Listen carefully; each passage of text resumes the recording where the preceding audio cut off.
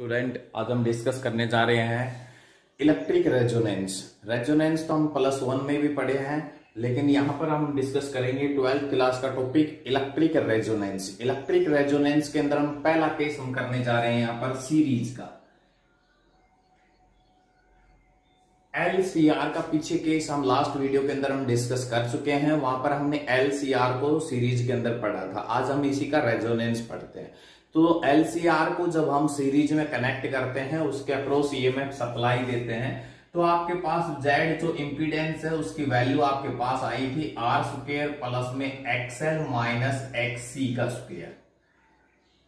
R resistance, Z को हमने impedance दिया था, XL हमारे पास इंडक्टिव रिएक्टेंस और XC हमारे पास होता है कैपेसिटिव रिएक्टेंस। ठीक है, तो रेजोनेंस क्या होता है एक्चुअली में? सबसे पहले हम बात करते हैं रेजोनेंस के ऊपर। तो रेजोनेंस होता है फ्रीक्वेंसी का मैच करना। जब एक बच्चा झूला झूल रहा है अपनी खुद की नेचुरल फ्रीक्वेंसी से और दूसरा बच्चा आके उसी को पुश करता है पीछे से, ठीक है, तो उस केस में उसकी फ्रीक्वेंसी उसके साथ मैच कर जाती है, तो एम्पलीट्यूड और ज्यादा बढ़ जाता है। ठीक है, तो यहां पर भी सेम आपके पास केस होगा। यहां पर भी जब रेजोनेंस आकर करता है तो आपके पास करंट की वैल्यू है वो एकदम से बढ़ जाती है। ठीक है, तो Z हमारे पास जो रेजिस्टेंस इंपीडेंस जो हमारे पास आया था, जब हम LCR तीनों को कनेक्ट करते हैं सीरीज के अंदर, तो हमारे पास ये पहला केस हम डिस्कस कर रहे हैं सीरीज का, उसके बाद हम पैरेलल का भी डिस्कस करेंगे। तो Z इक्वल टू था √R² प्लस में XL माइनस XC का। ठीक है, आपके पास Z इक्वल टू रेजोनेंस कब आकर करता है? जब आपका XL है वो XC के बराबर हो जाता है, तो उस केस में करंट की वैल्यू जो आती है हमारे पास वो मैक्सिमम वैल्यू आती है। ठीक है, तो उस करंट की वैल्यू के ऊपर Z हमारे पास किसके इक्वल हो जाएगा? R के इक्वल हो जाएगा। और अगर हम बात करें उस फ्रीक्वेंसी की, तो वो फ्रीक्वेंसी कितनी हो जाएगी? XL, you know that XL किसके इक्वल होता है? ओमेगा L के, और XC किसके इक्वल होता है? 1 में ओमेगा C के। ठीक है, यहां से हम ये भी कह सकते हैं ω² इक्वल टू 1/LC। इसको इधर मल्टीप्लाई कर देंगे, इसको इसके नीचे ले आएंगे। ठीक है, या ओमेगा इक्वल टू क्या जाएगा? 1/√LC। ओमेगा इक्वल टू क्या होता है? 2π टाइम्स द फ्रीक्वेंसी। ठीक है, 1/√LC। जो फ्रीक्वेंसी आ गई न्यू इक्वल टू हमारे पास क्या आ गई? 1/2π√LC। इस फ्रीक्वेंसी के ऊपर आपका जो करंट है उसकी जो वैल्यू है वो आपके पास मैक्सिमम होगी। ठीक है, अपने घर के अंदर जो टीवी सेट टॉप बॉक्स होता है या रेडियो होता है, उसकी जो फ्रीक्वेंसी होती है, उनके जो चैनल्स हम सेट करते हैं, उसके अंदर भी यही होता है। ठीक है, जो अपने घर के अंदर टीवी को सेट करने के लिए जो फ्रीक्वेंसी सेट करने के लिए आता है, उसमें भी उनके पास जो मशीन होती है, उस मशीन के अंदर क्या होगा? जैसे पर्टिकुलर एक चैनल्स के ऊपर फ्रीक्वेंसी मैच कर जाती है, उसी को तो हम रेजोनेंस बोलते हैं। उसी पॉइंट के ऊपर जहां फ्रीक्वेंसी मैच करती है वहां पर करंट की वैल्यू क्या होती है? मैक्सिमम होती है। ठीक है, तो उस चैनल को पर्टिकुलर एक नाम दे दिया जाता है।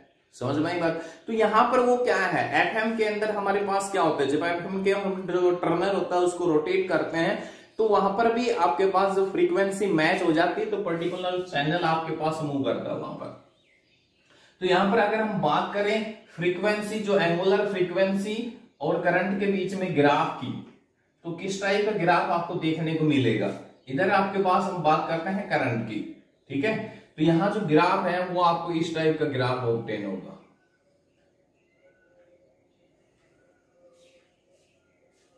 ये देखिए, इधर जैसे जैसे आपके पास इस साइड में रेजिस्टेंस, इधर ये जो वैल्यू है इसका रेजिस्टेंस हो गया 100 ओम, इसका हो गया 10 ओम। मतलब कहने का अर्थ क्या है? जैसे जैसे ऊपर चलते जाएंगे जैसे वैसे आपका रेजिस्टेंस है वो डिक्रीज होता चला जाएगा और करंट की वैल्यू है वो इंक्रीज हो जाएगी। ठीक है, ये आपके पास वो पर्टिकुलर फ्रीक्वेंसी होगी जिसको हम क्या कहेंगे यहाँ पर? Resonant frequency. ओमेगा R से रिप्रेजेंट कर दिया हमने। ये आपके पास उस रेजोनेंट फ्रीक्वेंसी के ऊपर यहाँ जो करंट की वैल्यू है वो मैक्सिमम होगी। ठीक है, आगे बात समझ में क्लियर है? तो इसको आप नोट कर लीजिए। ये हमारे पास पहला था रेजोनेंस के अंदर, हम आज हम दोनों डिस्कस करेंगे। ये हमारे पास पहला है सीरीज रेजोनेंस। ठीक है, अब हम बात करते हैं पैरेलल रेजोनेंस की। रेजोनेंस मैं पहले बता चुका हूं, रेजोनेंस का मतलब होता है यहां पर फ्रीक्वेंसी का मैच करना। +1 में हमारे पास आया था रेजोनेंस। जब सोल्जर पुल से पास होते हैं तो वो भी आराम से रिलैक्स पोजीशन में पास होते हैं, क्योंकि अगर वो मूव करेंगे एक साथ परेड करते हुए तो वहां पर भी रेजोनेंस आकर कर जाता है, तो आपका पुल है वो वाइब्रेट कर सकता है, टूट सकता है, क्योंकि उसकी फ्रीक्वेंसी पुल की उसके साथ मैच कर जाती है। ठीक है, तो पुल वाइब्रेट करेगा और वाइब्रेट करेगा तो वो वहां से टूट सकता है। तो इसलिए सोल्जर आराम से मूव करते हैं पुल से जब पास होते हैं। चलिए नेक्स्ट हम डिस्कस करने जा रहे हैं अब पैरेलल रेजोनेंस। ठीक है, पैरेलल रेजोनेंस के अंदर हम डिस्कस करते हैं यहां पर एल और सी को पैरेलल में कनेक्ट करते हैं। यहां से हमने सप्लाई दी ईएमएफ की करंट आई, इधर इंडक्टर के अक्रॉस जो करंट गया उसको हमने नाम दे दिया आईएल, और इधर कैपेसिटर के अक्रॉस गया उसको नाम दे दिया आईसी। ठीक है, तो टोटल जो करंट होगा हमारे पास यहां से जो हमने सप्लाई दिया है ईएमएफ वो किसके इक्वल हो जाएगा, आईएल प्लस में आईसी। ठीक है, अब आईएल की वैल्यू बात करें तो आईएल किसके इक्वल हो जाएगा, पीछे आपने डिस्कस किया है करंट और ईएमएफ के अंदर इंडक्टर के केस में कितना फेज डिफरेंस था, sine omega T minus pi by two था या नहीं। इंडक्टर के केस में आपका करंट लैग्स बिहाइंड होता है। ठीक है, समझ में आई बात। तो यहां से क्या जाएगा, आईएल की वैल्यू है आपके पास, तो आईसी की वैल्यू कितनी हो जाएगी, IC is equal to E naught upon में एक्सी हो जाएगा, sine omega T plus pi by two आएगा इसके अंदर। ठीक है, समझ में आ गई बात, क्लियर है। तो ये आपके पास यहां से इन दोनों की वैल्यू आप इसके अंदर पुट कर दीजिए, क्या मिलेगा आपको, I L E naught upon में X L sine omega T minus pi by two plus में ई नॉट अपॉन में X C sine omega T plus pi by two. ठीक है, अब आपको पता है यहां से साइन ओमेगा टी या sine theta minus pi by two को आप क्या लिखते हैं, माइनस कोस थीटा, और यहां पर ये क्या बन जाएगा, प्लस कोस थीटा। ठीक है, तो क्या बन गया आपके पास, current I is equal to E naught upon में एक्सएल, ये हो जाएगा माइनस, तो माइनस को आगे ले लिया मैंने, माइनस कोस ओमेगा टी, इधर हो जाएगा ई नोट अपॉन में XC plus cos omega t. ठीक है, आगे बात समझ में। यहां से जो कॉमन आ रहा है उसको कॉमन ले लीजिए, तो current I is equal to हमारे पास आ गया E naught cos omega t, अगर मैं इसमें से कॉमन ले लेता हूं तो क्या बचा, 1 अपॉन में एक्स सी माइनस 1 अपॉन में एक्स एल। ठीक है, आगे बात समझ में क्लियर है। तो करंट की वैल्यू आपके पास यहां पर क्या होगी, मिनिमम होगी उस रेजोनेंट फ्रीक्वेंसी पे। तो जब करंट की वैल्यू मिनिमम होगी, I is equal to 0, so 1 upon में एक्स इज माइनस 1 अपॉन में एक्सएल है वो किसके इक्वल हो जाएगा, 0 के। मतलब ये भी कह सकते हैं XL is equal to XC, और एक्सएल एक्सी के इक्वल होता है, एक्सएल क्या होता है ओमेगा है, और एक्सी क्या हो जाएगा 1 अपॉन में ओमेगा सी। सेम अभी जो आपने पीछे किया था लास्ट डेरिवेशन के अंदर, सेम वो आ जाएगा, omega square is equal to 1 by L C, omega is equal to 1 by root L C. या फ्रीक्वेंसी ओमेगा क्या होता है, 2 पाई टाइम्स द फ्रीक्वेंसी, तो 1 अपॉन में 2 pi under root L C. ठीक है, आगे बात समझ में क्लियर है।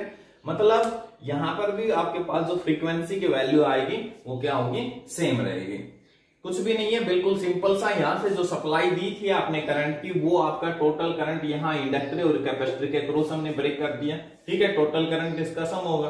अब हमने पढ़ा है पीछे इंडक्टर के अंदर जो करंट होता है वो क्या होता है, लैग्स बिहाइंड होता है, बट कैपेसिटर में लीड्स बाय होता है, पाई बाई 2। दोनों की वैल्यू पुट की, दोनों की वैल्यू इसके अंदर हमने पुट कर दिया। ठीक है, ये हमारे पास क्या होगा, sign theta minus pi by 2 minus cos theta, और ये हो जाएगा प्लस कोस थीटा। इनमें से जो कॉमन आया हमने बाहर निकाल ली। करंट की वैल्यू यहां पर आपके पास पैरेलल रेजोनेंस के अंदर उस पर्टिकुलर उस रेजोनेंट फ्रीक्वेंसी के ऊपर करंट की वैल्यू क्या होगी, 0 होगी। ठीक है, तो अगर आई की वैल्यू आपके पास मैक्सिमम करंट की वैल्यू 0 कब होगी, जब इसकी वैल्यू आपके पास 0 हो और ये आपके पास एक्सएल एक्सी के बराबर हो, तो यहां से आप फ्रीक्वेंसी निकाल लेंगे। ठीक है, ये आगे अगर हम बात करें इसी के अंदर भी ग्राफ, जो आपको किस टाइप का ग्राफ यहां पर आपको ऑब्टेन होगा, तो ग्राफ आपके पास इसमें ये होगा, इधर आपके पास करंट होगा, जैसे उसके अंदर क्या था,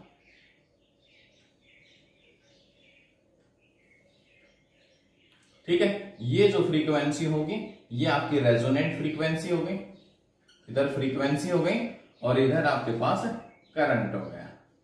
ठीक है, समझ में आई बात। ये आपको इस टाइप का ग्राफ यहां पर ऑब्टेन होगा in case of parallel resonance circuit. ठीक है, आज के लिए इतना ही। थैंक्स।